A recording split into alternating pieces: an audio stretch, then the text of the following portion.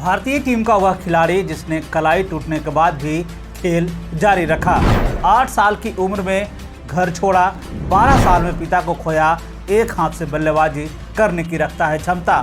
इसके बारे में कहा जाता है कि यह आने वाले दिनों में भारत का दूसरा लक्ष्मण बन सकता था, जिसने क्रिकेट के लिए जान लगा दी, शरीर तुड़वाया, आज है बीसीसीआई के सेंट्रल कॉन्ट्रैक्ट लिस्ट से बाहर। कहते हैं क्रिकेट संभावनाओं पर आधारित है, यानी कि क्रिकेट के आखिरी गेंद तक रोमांच बना रहता है। दोनों ही खिलाड़ी अपनी जीत के लिए पूरा दमखम लगा देते हैं, लेकिन कुछ बिरले और जाबाज खिलाड़ी ही होते हैं जो कि चोट लगने के बाद ही, घायल होने के बाद मैदान पर खड़े रहते हैं और अपनी टीम के लिए जीत की आस की ओर बरकरार रहते हैं। आज हम आपको एक ऐसे खिलाड़ी से रूबरू करवाने वाले हैं जो कि घायल होने के बाद भी मैदान में एक हीरो की तरह डटा रहा। इस खिलाड़ी ने एक बार तो वो कमाल कर दिखाया जिसे देखने के बाद दांतों तले उंगली चबा बैठेंगे। दरअसल जिस पिच पर यह खिलाड़ी अपना जलवा दिखा रहा था, उस पिच पर Chris Gayle, Sangakkara, Dilshan, Cameron White जैसे खिलाड़ी का बल्ला फुस हो गया था, लेकिन इस खिलाड़ी ने गजब की बल्लेबाजी दिखाई। इस मैच के लिए इस खिलाड़ी को मैन ऑफ द मैच के पुरस्कार से भी नवाजा गया था। इस खिलाड़ी का नाम है हनुमा विहारी। हनुमा विहारी का जन्म 13 अक्टूबर 1993 को कलकनाडी, आंध्र प्रदेश में एक मध्यम वर्गीय परिवार में हुआ था। हनुमा विहारी के पिताजी सत्यनारायण तेलंगाना के सिंगरेली कोल फील्ड में नौकरी किया करते थे। इसी सिंगरेनी के स्टाफ कॉलोनी में हनुमा बड़े हुए और यहीं रहते हुए उन्होंने क्रिकेट को आगे बढ़ाया। हनुमा को क्रिकेट खेलना और क्रिकेट देखना दोनों ही काफ़ी अच्छा लगता था। हनुमा का क्रिकेट के प्रति लगाव को देखते हुए उनके चाचा आर प्रसाद और उनकी मां विजय लक्ष्मी ने उन्हें बेहतर क्रिकेट सीखने के लिए हैदराबाद क्रिकेट एकेडमी भेजने का फैसला किया। इस समय हनुमा विहारी की उम्र महज 8 साल की थी। ऐसे में यह हुआ कि इतनी छोटी उम्र में हनुमा घर से इतने दूर कैसे रहेंगे। तब हनुमा के साथ उनकी माँ और उनकी बहन उनके साथ हैदराबाद रहने चली गई। हनुमा जब हैदराबाद पहुँचे तो वहाँ हनुमा सेंट जॉन एकेडमी से जुड़ गए, जहाँ उनकी मुलाकात आर श्रीधर से हुई। जब हनुमा विहारी अपने कोच आर श्रीधर की निगरानी में काम करना शुरू किया, वे अपने खेल को ध्यान में रखते हुए धीरे धीरे आगे बढ़ते जा रहे थे। इस दौरान हनुमा स्कूल की तरफ से खेल रहे थे। स्कूल के दिनों में उनका प्रदर्शन शानदार था। उसी खेल के आधार पर हनुमा को अंडर 13 में खेलने का मौका मिल गया। हालांकि इस दौरान तक हनुमा अपने पिता को खो चुके थे। तब उनकी उम्र महज 12 साल की थी। हनुमा ने अपने सबसे मजबूत कड़ी को खो दिया था, लेकिन हनुमा अपने लक्ष्य के प्रति अग्रसर रहे। हनुमा विहारी का प्रदर्शन और भी बेहतर होता चला गया। अब वह समय आ गया था जब उन्हें हैदराबाद की तरफ से अंडर 19 में चुना जाना था। हनुमा विहारी ने साल 2012 में उन्मुख चंद की कप्तानी में अंडर 19 विश्व कप विजेता टीम का हिस्सा रहे। हनुमा विहारी 2014-15 में क्लब क्रिकेट खेलने के लिए इंग्लैंड गए थे। इस दौरान हटन क्रिकेट क्लब की तरफ से खेलते उन्होंने 6 शतक लगाकर अपनी उच्च स्तरीय क्षमता का सबूत दिया। साल 2010 में हैदराबाद की ओर से रणजी ट्रॉफी में डेब्यू करने वाले हनुमा को 2016 में आंध्र रणजी की टीम में शामिल किया गया। आंध्रा की टीम उनके लिए लकी साबित हुई। 2017-18 के घरेलू सत्र में बिहारी ने 94 की औसत से 6 मैचों में 752 रन बनाए। इस दौरान घरेलू क्रिकेट में हनुमा नाम का एक हवा चल निकली थी।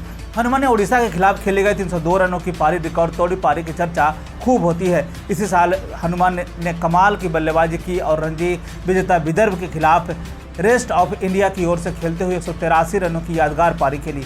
इसके बाद हनुमा विहारी ने भारतीय टीम के लिए दरवाजा खटखटाना शुरू कर दिया। इन दिनों इनका प्रदर्शन इतना बेहतरीन था कि उन्हें इंग्लैंड दौरे के लिए टीम में जगह मिल गई। इंग्लैंड में भारत 5 टेस्ट मैच खेलने के लिए इंग्लैंड पहुंची थी, लेकिन हनुमा को आखिरी टेस्ट मैच में खेलने का मौका मिला, यानी कि उनका टेस्ट डेब्यू हुआ। पहले मैच में उन्होंने शानदार 56 रन की पारी खेली। हालांकि भारत यह टेस्ट मैच 118 रन से हार गया, लेकिन हनुमा विहारी भारतीय टेस्ट टीम में लक्ष्मण की जगह पाने में सफल हो गए। भारतीय टीम को एक लक्ष्मण की जरूरत थी जो कि विकेट पर खड़ा हो सके और रन भी बना सके। ऐसे में हनुमा ने वो कर दिखाया।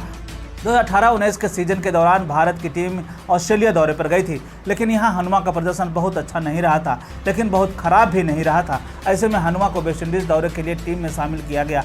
हनुमा हैदराबाद में जिस स्लो और टर्न लेती पिचों पर खेलते हुए बड़े हुए थे, ठीक उसी तरह से पिच उन्हें वेस्टइंडीज़ में भी मिल गई। वेस्टइंडीज़ में हनुमा का बल्ला खूब चला। 2 टेस्ट मैच की 4 पारियों में उन्होंने 289 रन बनाए। इस दौरान हनुमा ने 2 अर्धशतक और 1 शतक भी बनाया।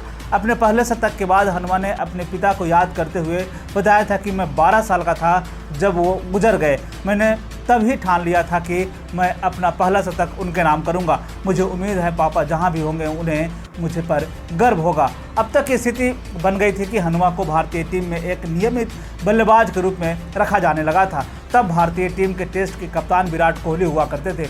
उन्होंने कहा था कि हनुमा को लेने पर टीम ज़्यादा बैलेंस रहती है, क्योंकि वो हमें नंबर 6 पर अच्छी बल्लेबाजी के साथ ऑफ स्पिन के अतिरिक्त विकल्प भी देते हैं। लेकिन हनुमा का जलवा वेस्टइंडीज के बाद बहुत बढ़िया नहीं रहा। वेस्टइंडीज दौरे में हनुमा ने 9 पारियों में 16.77 की रन औसत से महज 151 रन बनाए। इनका प्रदर्शन लगातार कम होता रहा।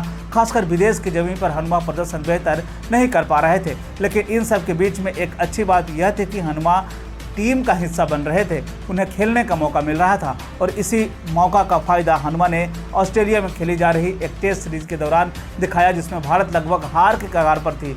भारत को यह मैच या तो हारना था या फिर ड्रा करना था। इस मैच में ऋषभ पंत का जब विकेट गिरा तो बल्लेबाजी के लिए हनुमा आए। हनुमा ने कंधे पर ड्रा की पूरी जिम्मेदारी आ गई। इसके साथ साथ चेतेश्वर पुजारा हालांकि कुछ देर खेलने के बाद हनुमा की हैमस्ट्रिंग खींच गई और उधर पुजारा को भी पवेलियन जाना पड़ा। ऐसे में जब भारत के सामने हार की घंटी बजने लगी थी, लेकिन हनुमा ने इस चोट को भुनाते हुए विकेट पर टिक कर खेलने का फैसला किया। वो एक दीवार की तरह खड़े हो गए। उस दौरान ऑस्ट्रेलिया के हेजलवुड, पैट कमिंग्स और मिचेल स्टार्क जैसे गेंदबाज का प्रहार चल रहा था। चोटिल हनुमा ने एक वीर योद्धा की तरह मैदान पर बल्लेबाजी की।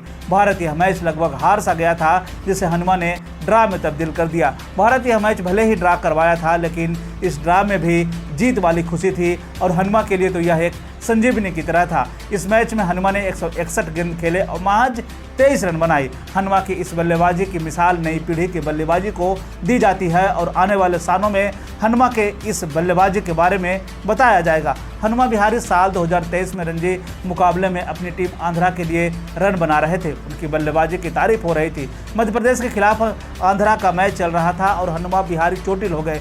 उनकी कलाई टूट गई। फिजियो ने उन्हें खेलने से मना कर दिया, लेकिन उसके बाद भी हनुमा नहीं माने और उनकी टीम के लिए खेलते रहे। आंध्रा की टीम भले ही हार गई, लेकिन हनुमा की इस बल्लेबाजी की यहाँ भी खूब तारीफ हुई। मैच समाप्त होने के बाद मीडिया से बात करते हुए हनुमा ने बताया कि फिजियो बार बार उन्हें बल्लेबाजी करने से मना कर रहे थे। विहारी ने कहा कि बल्लेबाजी करना चाहता हूं तो फिजियो ने मुझे 10 बार कहा। अगर बल्लेबाजी करते समय मेरे हाथ पर फिर से चोट लगी तो मेरा करियर खतरे में पड़ सकता है। मैंने फिजियो से कहा कि अगर इस मैच के बाद क्रिकेट नहीं खेल पाऊंगा तो मुझे कोई फ़र्क नहीं, लेकिन अगर मैं इस मैच में आंध्रा के लिए हार मान लेता हूं तो यह हमेशा मेरे दिल में रहेगा। 2023 के रणजी में उनके पहले ही नॉकआउट मैच में चोट लगी थी। उस घटना के बाद विहारी ने कहा कि मैं परेशान हो गया था, क्योंकि यह एक क्वार्टर फाइनल मैच था। आंध्र प्रदेश के लिए इतना महत्वपूर्ण मैच और मैं बल्लेबाजी करने में सक्षम नहीं था। हनुमा ने कहा कि मैं परेशान हो गया था, क्योंकि यह एक क्वार्टर फाइनल मैच था। आंध्रा के लिए इतना महत्वपूर्ण मैच था और मैं बल्लेबाजी करने में सक्षम नहीं था। मुझे लगा कि अगर मैं आखिरी विकेट के लिए टीम के लिए 10 रन भी जोड़ सकता हूं तो यह एक फ़ायदा होगा और मैंने यह स्वीकार किया। हनुमा विहारी के क्रिकेट करियर की बात कर ले तो 16 मैच खेले हैं और उन्होंने 839 रन बनाए। इस दौरान उन्होंने 1 शतक और 5 अर्धशतक लगाए। इनका बेस्ट 111 रन रहा। वहीं अगर हम टेस्ट मैच की बात करें तो इनकी गेंदबाजी की देख रहे तो 16 मैचों में 10 इनिंग में इन्होंने 5 विकेट अपने नाम दर्ज किया। इनका बेस्ट बॉलिंग स्पेल 37 रन देकर 3 विकेट रहा है। अगर हम इनके फर्स्ट क्लास क्रिकेट की बात कर लें तो 113 मैच की 181 पारियों में 8600 रन बनाए। इनका हाई स्कोर 302 रन नवाद रहा है, जिसमें इन्होंने 23 शतक 45 अर्धशतक भी लगाए। वहीं अगर हम गेंदबाजी की बात कर लें तो इन्होंने 113 मैचों में 27 विकेट अपने नाम दर्ज किया। वहीं अगर हम लिस्ट ए मैच की बात कर लें तो इन्होंने 93 लिस्ट ए मैच खेलने का मौका मिला, जिसमें 3393 रन बनाए। इस दौरान 5 शतक और 23 अर्धशतक इनके नाम शामिल है। लिस्ट ए मैचों में इन्होंने 22 विकेट अपने नाम दर्ज किया है। फिलहाल हनुमा विहारी भारतीय टीम के लंबे प्रारूप में बाहर है। वे पिछले साल जुलाई महीने में इंग्लैंड के खिलाफ खेलते हुए दिखाई दिए थे। हालांकि क्रिकेट को लेकर हनुमा का मानना है कि घरेलू क्रिकेट में अधिक रन बनाना और उसके बाद भारतीय टीम में वापसी करना उनका लक्ष्य है। उनका कहना है कि मुझे विश्वास है कि अगर मैं घरेलू क्रिकेट में 1 या 2 सत्र में बड़े रन बनाता हूं तो अपनी टीम के लिए मैच जिताता हूं तो मुझे फिर से भारत में खूब को साबित करने का मौका मिल जाएगा। हम आशा ही नहीं उम्मीद करते हैं कि हनुमा विहारी आने वाले दिनों में अपना बेस्ट प्रदर्शन करें और भारतीय टीम का हिस्सा बने। और चलते आपको एक सवाल के साथ छोड़े जाता हूं, हनुमा विहारी की वो कौन सी पारी है जो आपको हमेशा याद आती है, यानी कि जैसे ही हनुमा विहारी नाम आया और आपके चेहरे पे वो चौके और छक्के याद आने लगते हैं? आप हमें कमेंट करके ज़रूर बताएं।